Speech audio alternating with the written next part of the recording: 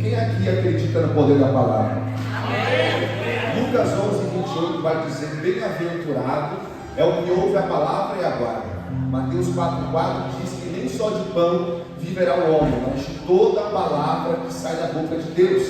Hebreus 4:12 vai nos dizer que a palavra de Deus é viva e eficaz. Eu não sei você, mas eu vim aqui porque eu sei que a palavra é viva, eu sei que a palavra transforma, que a palavra salva, que a palavra muda histórias e rumos. Então eu não sei você, mas eu acredito que hoje tem pessoas que podem ser marcadas pelo poder da palavra, famílias que podem ser transformadas através da palavra. Você crê? Glória a Deus.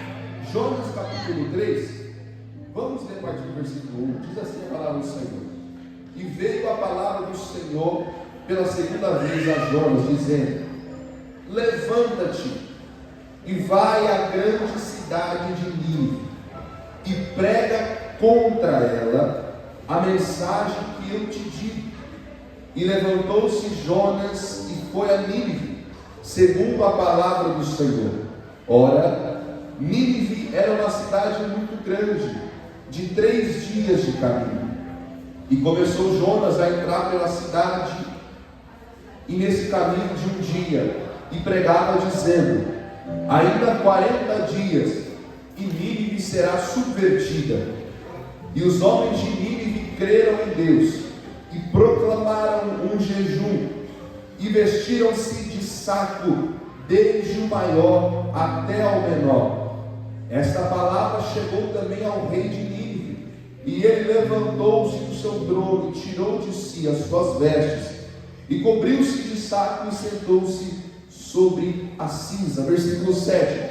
E fez uma proclamação, que se divulgou em Nínive pelo decreto do rei dos seus grandes, dizendo: nem homens, nem animais, grandes, nem bois, nem ovelhas, provem coisa alguma, nem se lhe dê alimentos, nem bebam água. Pai, em nome de Jesus Cristo, eu quero orar, Pai, entregar minha vida a Ti, dizer que o Senhor tem liberdade de falar com a Tua noiva, que não seja eu, Samuel, pregando, mas que seja o Espírito Santo de Deus falando com a sua noiva nesta manhã, em nome de Jesus. Amém. Se possível, assente-se glorificando o nome do Senhor Jesus, por gentileza. Eu não sei se mudou a lei de Barueri, mas até onde eu sei, em Barueri não é proibido dar glória, em Barueri não é proibido adorar. Então você está totalmente apto para fazer o tal. Amém? Queridos, Jonas, ele é o 5º dos 12 menores profetas que têm livros de constituição pequena. O nome de Jonas significa pombo.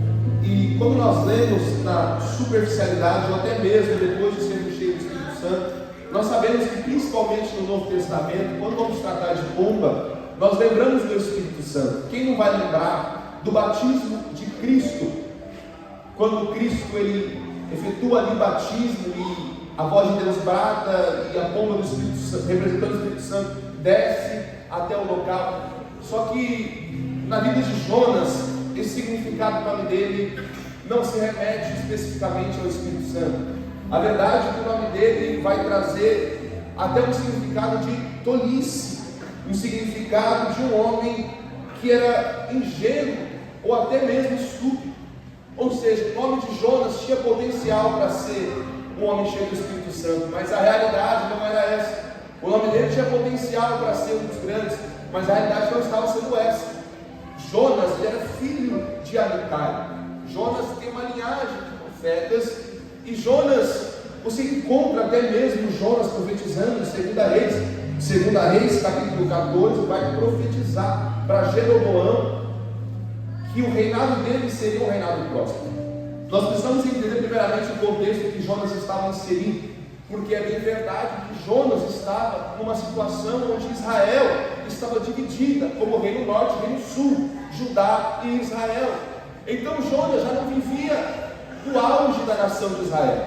Jonas não vivia do auge de Israel. E nesse tempo foi o maior tempo de idolatria sobre Israel. Esse tempo era um momento de divisão. Nós bem sabemos que o reino dividido não se subsiste, porque não há união, não há crescimento. Onde não há união, não há crescimento. Jonas estava vivendo um contexto, uma situação de divisão e de idolatria.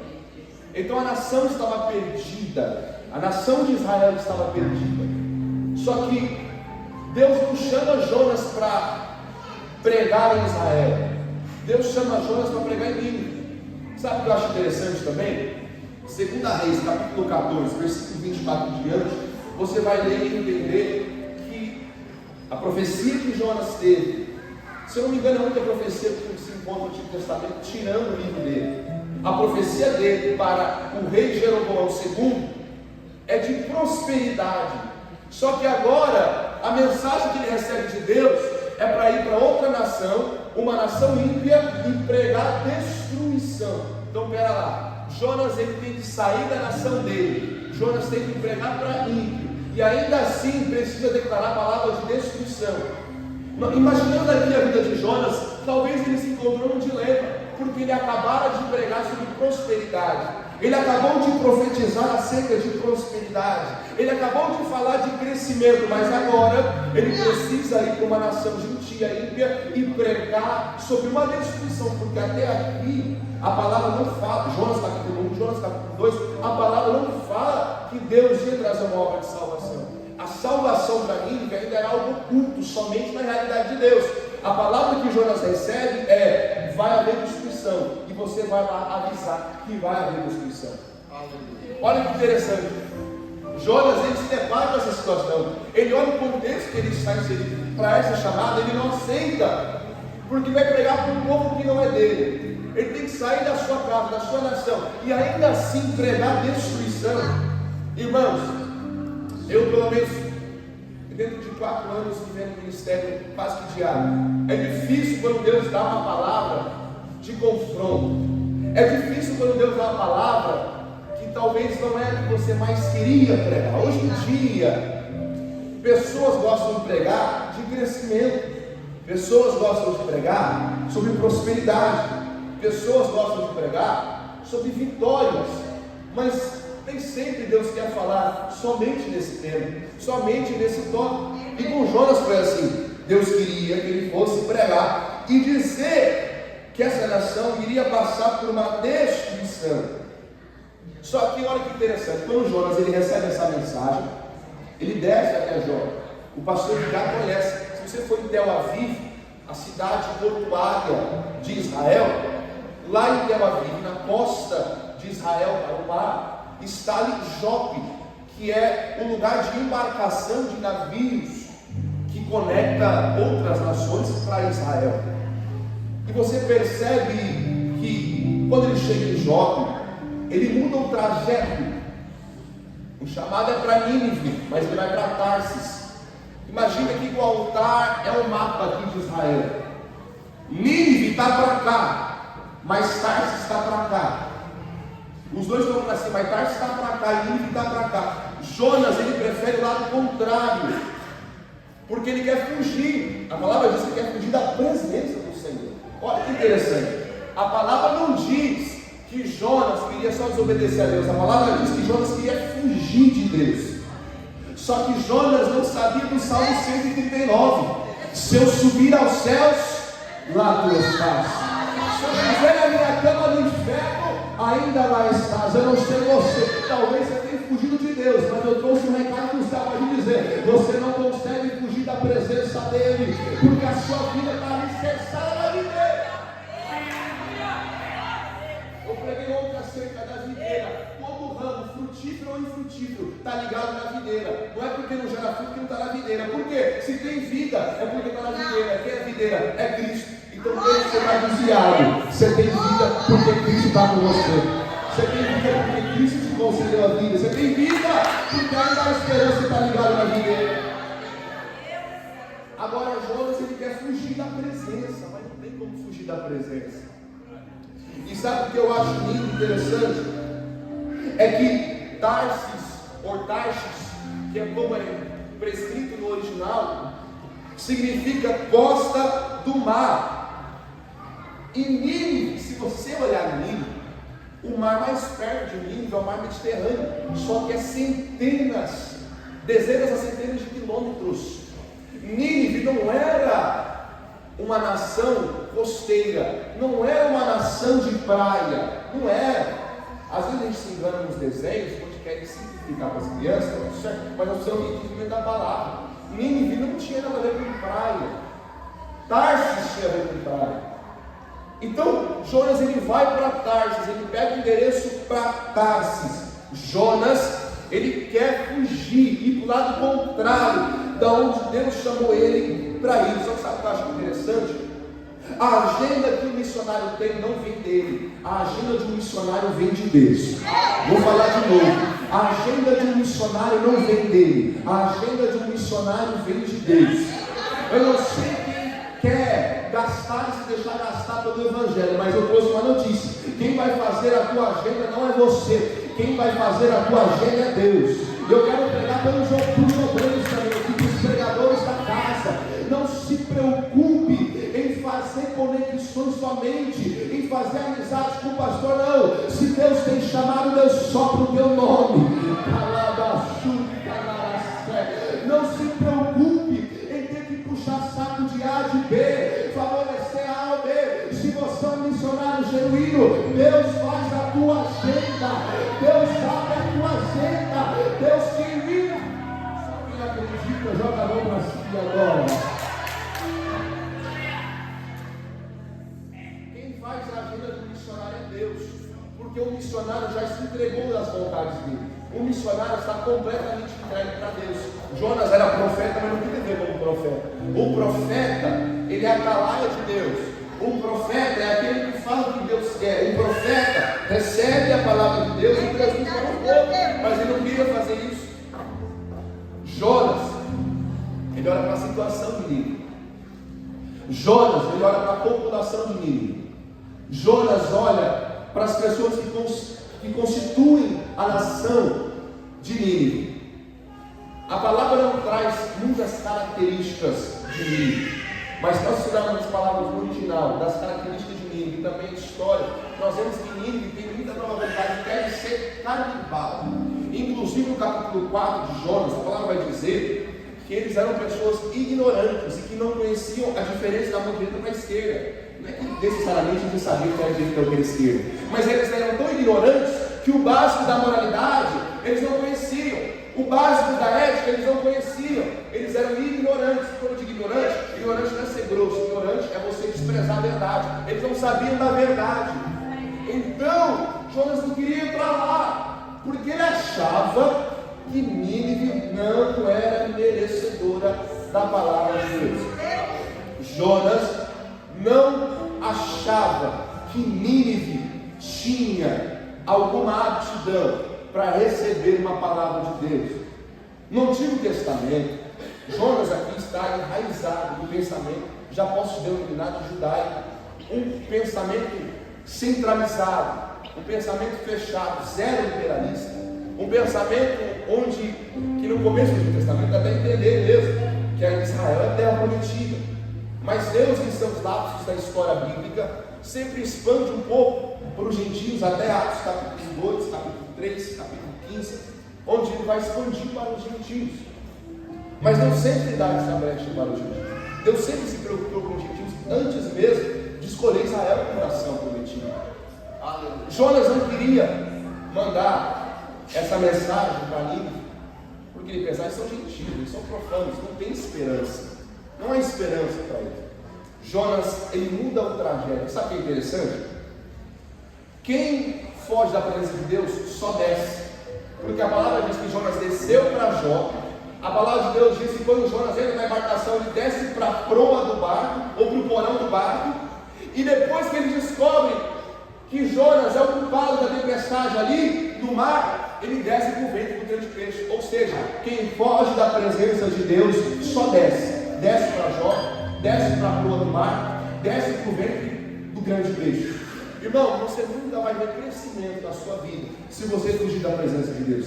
A verdade é que não há nenhum tipo de crescimento, de gerar, não há possibilidade de gerar, não há possibilidade de crescer, não há possibilidade de frutificar fora da presença de Deus. Se você tem, até hoje, procurado atalhos para crescer, para ser abençoado, ou para ver algo acontecer na sua vida, você está muito enganado, porque o único caminho ainda é o mesmo. É da moda antiga ainda, é a presença de Deus.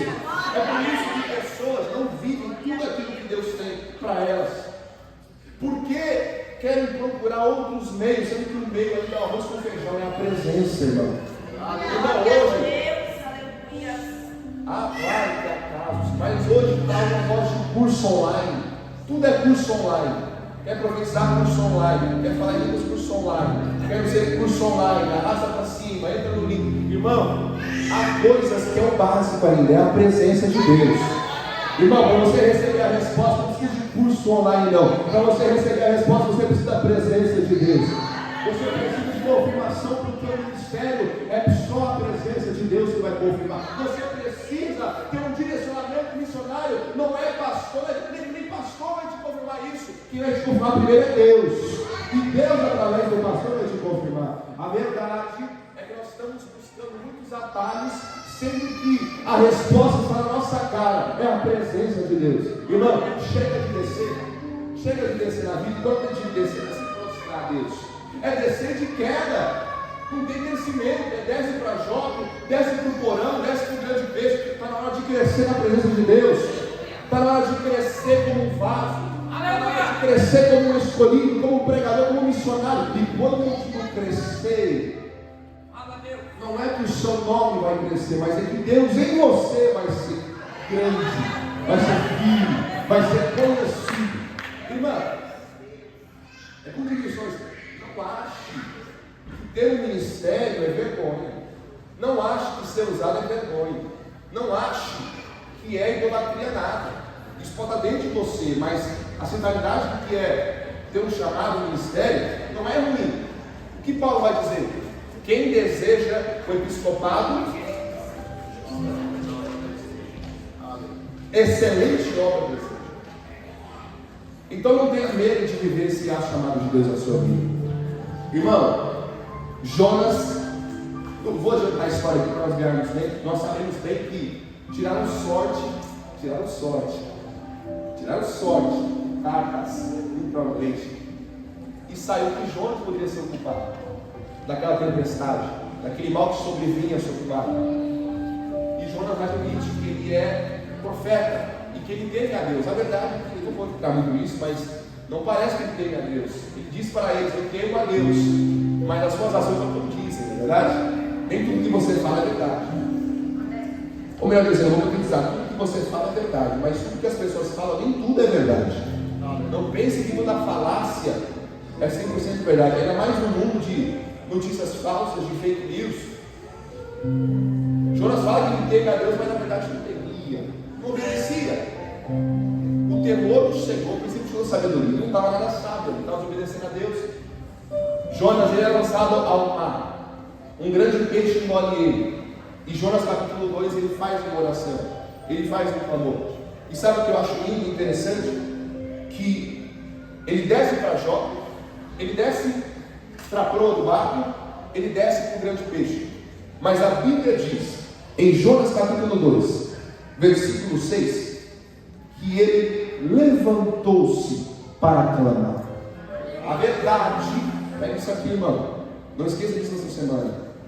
Fugindo da presença de Deus, você só desce, mas quando você toma a decisão de clamar ao seu Deus, é hora de se levantar. Talvez você chegou aqui caído, talvez você chegou aqui sem esperança, talvez você chegou aqui desabado, mas Deus me trouxe aqui para te dizer e te trazer a notícia de bênção. Você vai se levantar a partir do momento que você decidir clamar. Pode estar em shopping, pode estar na proa do barco, pode estar dentro do grande peixe, pode estar na dificuldade financeira, pode estar na dificuldade espiritual, mas se você decidir clamar, Deus vai te levantar. Só aqueles que querem estar de pé, joga a mão no terceiro andar e faz o barulho do diabo na mão. Jonas não está vivendo de queda, ele desce, ele precisa chegar ao mais profundo para entender que a única coisa que levanta um missionário, a única coisa que levanta um profeta, a única coisa que levanta um pregador, a única coisa que levanta um crente é o clamor. Por quê? mas aquele que recebe o clamor tem poder para te levantar. Então Deus está falando no meu ouvido, vai dizer para alguém: eu te tomo pela tua mão direita e digo: não temas, não temas, volte a clamar, volte a buscar, volte a falar com Deus.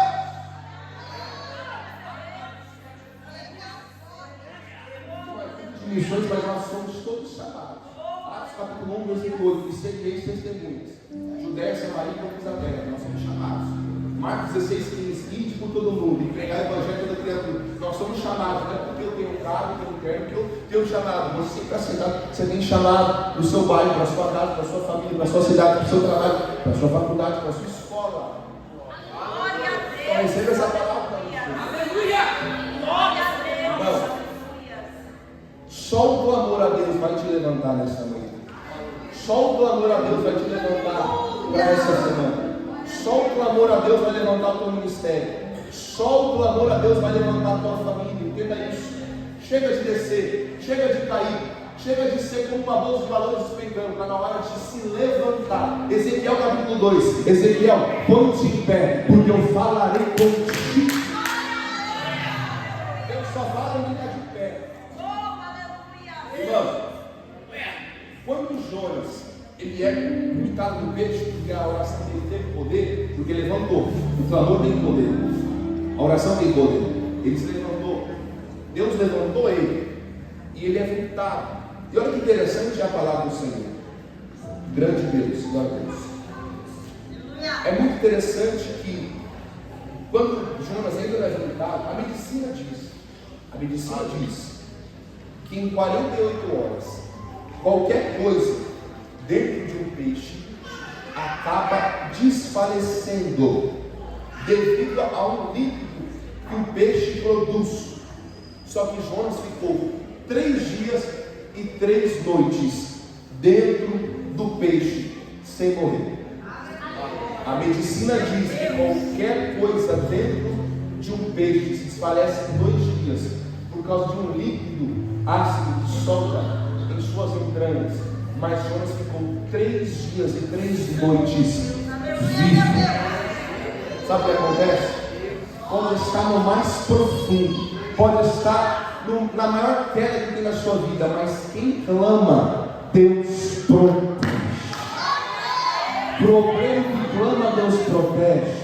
Para o pastor que clama, Deus protege. Para a missionária que clama, Deus protege. Para o membro, para a membra que clama, Deus protege. Para a família que clama, Deus protege. Eu quero dizer para alguém aqui: talvez você ache que Deus retirou os dons, talvez você ache que Deus descumpriu a chamada, talvez você ache que Deus não cumpriu a promessa, mas Deus me trouxe aqui para te dizer: se você clamar, eu te blindo, eu te protejo, eu sou teu escudo. Você não vai morrer, você não vai morrer. Eu tenho chamada, eu tenho propósito.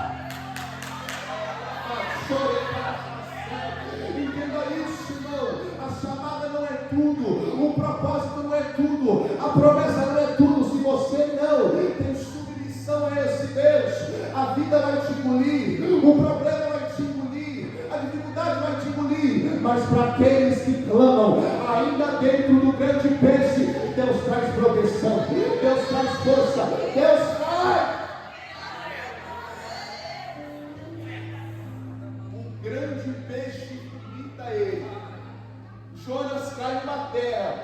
Só que o que acontece? Nínive não era em costa de mar. Não era. Se você ler a transição do capítulo 2 para o capítulo 3 de Jonas, você percebe que ele não caiu de paraquedas em Nínive. Ele teve que andar ainda. Porque Nínive não era perto do mar Mediterrâneo.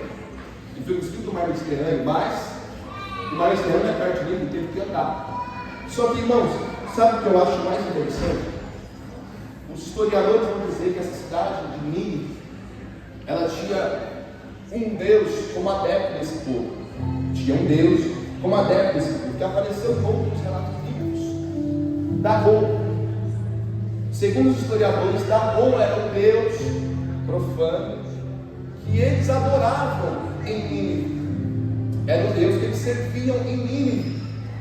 E as características desse Dagon é que ele era metade homem e metade peixe. Ele era metade homem e ele era metade peixe. Irmãos, Nínive não é perto do mar. Nínive não é perto do mar. Mas Nínive adora um Deus que é metade homem e metade peixe. Irmãos, só o cheiro do peixe para os ninivitas era um sinal de adoração. Há quem diga até que cada pessoa tinha sua própria guarda na época com peixe, porque grande era a veneração, a idolatria a Dagon. Então eles procuravam sempre representar um peixe em todos os locais da cidade. E olha que interessante, vai chegar em Nínive um profeta fedendo a peixe, cheirando a peixe e dizendo: eu fui cuspido de um grande peixe. Irmão, presta atenção comigo, olha para mim. Deus usa mistérios para salvação. Vou repetir, Deus usa mistérios para salvação. Repita comigo: Jesus salva, mais forte, Jesus salva, em qualquer realidade. Jesus salva em qualquer realidade, irmão.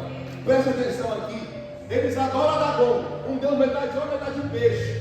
Quando Jonas chega lá, se os historiadores estão certos, se algumas palavras originais estão certas, eles podiam até mesmo ser canibal.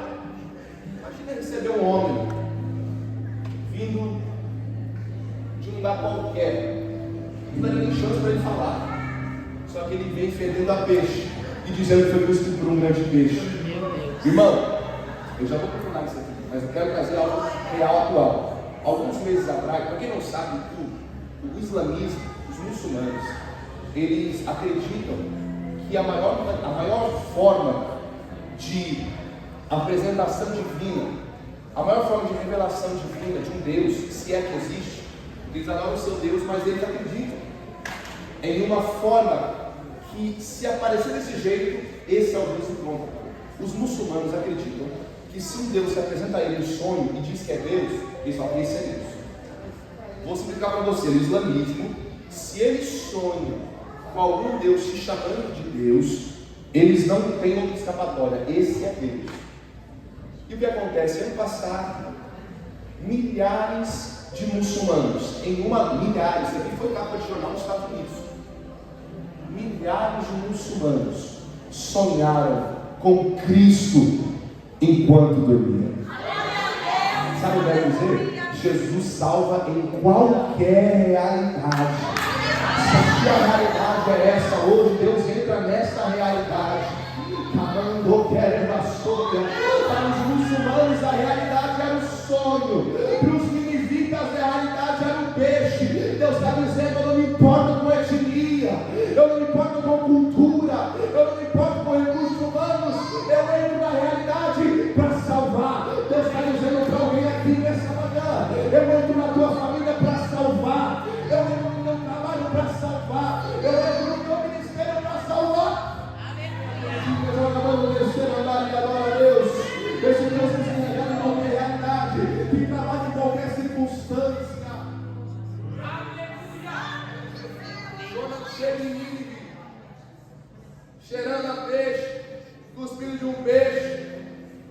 Então eles recebem Jonas, fazem um mensageiro de Dagon, conjecturando. É um mensageiro de Dagon, cuspido por um peixe, caiu aqui em Nínive, longe do mar. É um mensageiro de Deus. Mas Jonas entrega a palavra que foi designada para ele, porque ele cansou de descer, ele começou a subir todo. E ele começa a pregar a mensagem de que em 40 dias Nínive seria destruída. Em 40 dias Nínive seria sucumbida, queimada, acabada, sem vivência. É o fim, é o ponto final. Mas eu acho interessante que, como Jesus entra em qualquer realidade, por toda a sua vida, os ninivitas acreditavam que o Deus era metade homem, metade peixe.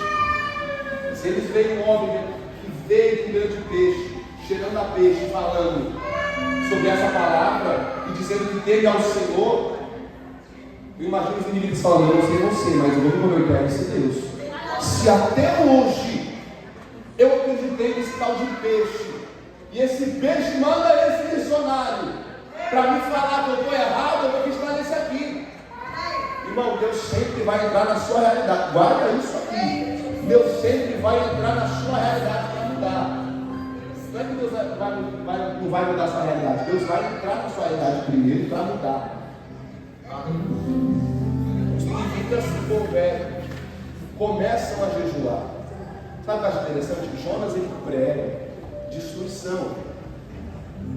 Ele não fala que tem esperança. Jonas só fala que em 40 dias a cidade será destruída. O complexo de Nínive será destruído.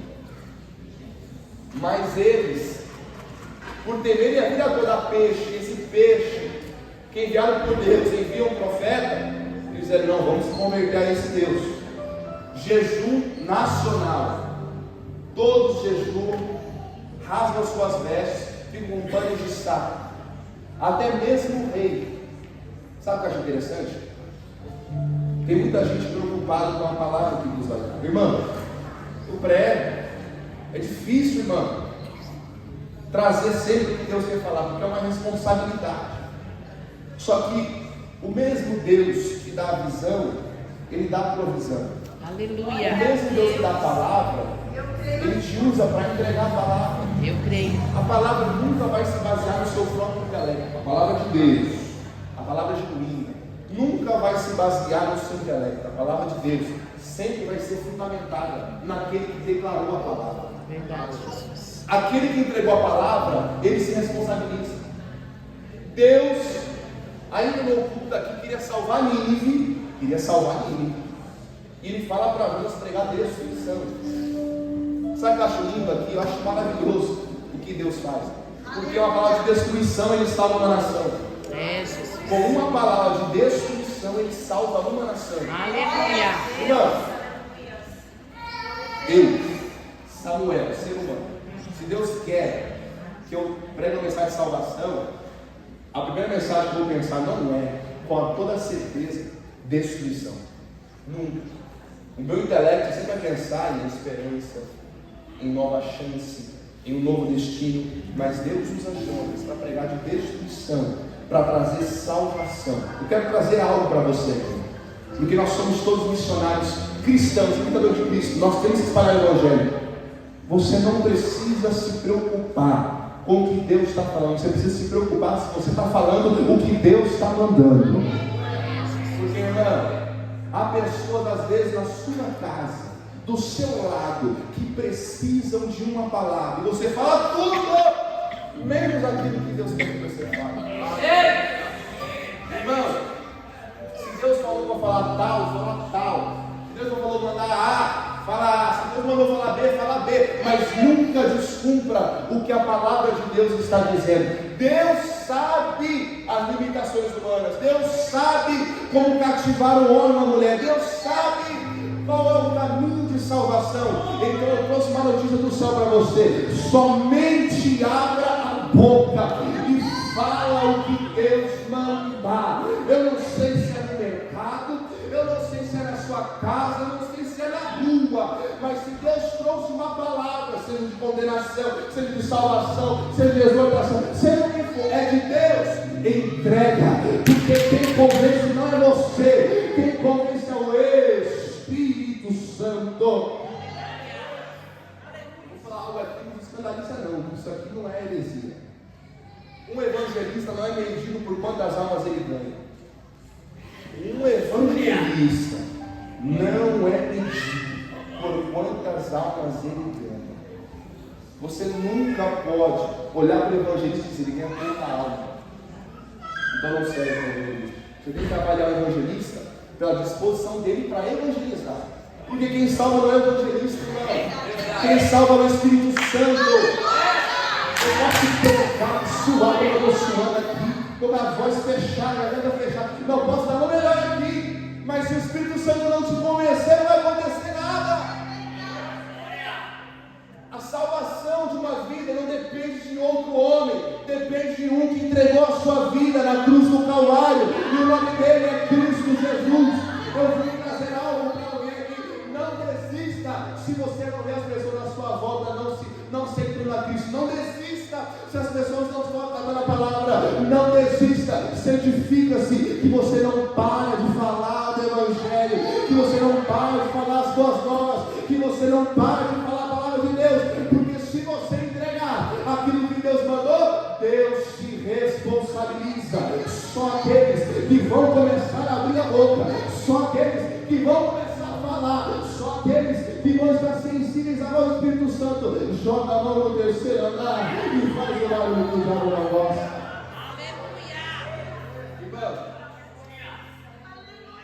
a cidade encontra a graça. E essa nação, esse terreno geográfico encontra a graça de Deus, porque a graça não nasceu na cruz, a graça nasceu antes da fundação do mundo, porque a Bíblia diz que Jesus Cristo é o Cordeiro morto entregue antes da fundação do mundo. Se Jesus já era entregue antes da fundação do mundo, antes do mundo ser mundo já existia graça. Vou te provar até aqui, porque eu não vou falar. Gênesis capítulo 1 e 2 até a 3, você vê a graça de Deus. Sabe por quê? Quando Adão e Eva pecam, eles são expulsos do jardim? Não, eles não são expulsos do jardim quando pecam. Deus vai atrás deles. Quando você peca, não é Deus que afasta de você, é você que se afasta de Deus. Porque Adão e Eva fugiu e se escondeu, e Deus foi atrás. E Deus não falou, vocês estão errados. Deus perguntou, o que aconteceu? Por que vocês estão se escondendo? Deus está mais preocupado em te ter perto do que ver você fugindo da presença dele. Jonas estava fugindo, mas Deus não está perto. Deus sempre vai trazer para perto dele. Só que Adão falou, a culpa é da Eva. Eva é a culpa da serpente. Não teve não assumiram a culpa. A Bíblia diz que todos que se arrependerem dos pecados serão perdoados, mas eles não se arrependeram. A consequência do pecado é a morte. Tiveram que sair do jardim. Mas Deus nunca condena alguém assim. Deus sempre busca intimidade, porque nós somos gerados para ter intimidade, para ter relacionamento com Deus. O seu propósito na terra é ter relacionamento com Deus. E trazer esse relacionamento à tona, para o mundo ver que esse relacionamento é a única coisa que te salva. Aleluia! Ninguém se converte, ninguém percebe da graça. E Jonas nem entende. Porque muitas vezes o profeta, o missionário, o crente, a pessoa que espalha o Evangelho, recebe a palavra de Deus, mas não quer ter transformação desde que recebe também. Existe esse. Ah, mas ele vive na cachaça, não merece. Ele vive na bagunça, não merece. Ele vive nas drogas, não merece. Ele vive na pornografia, não merece. Ele vive na traição, não merece. Irmão, se você está aqui hoje é porque alguém pregou para você. Então está na hora de tomar vergonha na cara e abrir a boca para o bêbado, para o bagunceiro, para aquele que trai, para aquele que está viciado. Irmão, a graça não se limita a ninguém. A graça se limita a Deus, e o poder de Deus é infinito, ou seja, a graça é infinita, aonde quer que você vá, a graça chega. Quem recebeu a graça? E sabe o que é interessante? Para aquele que faz missões, para aquele que professa a palavra do Senhor, Deus não ensina só através da palavra lançada, mas aquele que prega também é ensinado, também é instruído. Sabe por quê? Deus também está querendo mostrar para Jonas, se você ler o capítulo 4, você vai entender melhor, que Jonas estava como Nínive. Jonas estava na mesma posição que Nínive. Jonas estava na mesma posição que Nínive. Estava condenado também, era pecador também, era falha, era caído também. E Jonas, assim como Deus enviou a planta para trazer descanso para Jonas, Deus enviou a compaixão para Nínive. Deus estava dizendo, não importa se é profeta, se é sacerdote, se é gentil ou se é ímpio, a minha graça alcança a todos. Tem esperança para o teu marido aqui, tá bom? Tem esperança para a tua esposa aqui hoje, tem esperança para os teus filhos, tem esperança para o seu amigo, tem esperança para o seu parente, porque a graça, ela alcança a todos. A obra da cruz, ela é mundial. Ela não tem divisão de expansão, ela se expande a todos. E queridos, quando eu falo que Jonas era mínimo, Jonas também precisava da graça para entender que essa mensagem mais para frente seria mais expandida, principalmente pelos apóstolos. Não era só para Israel, mas era para todo o confim da terra, todos os campos. E Deus já estava implementando, Deus já estava mostrando, Deus já estava se expandindo aos poucos no Antigo Testamento para mostrar isso. Então, irmãos, missões, o Evangelho de Deus sempre vai ser fundamentado na graça.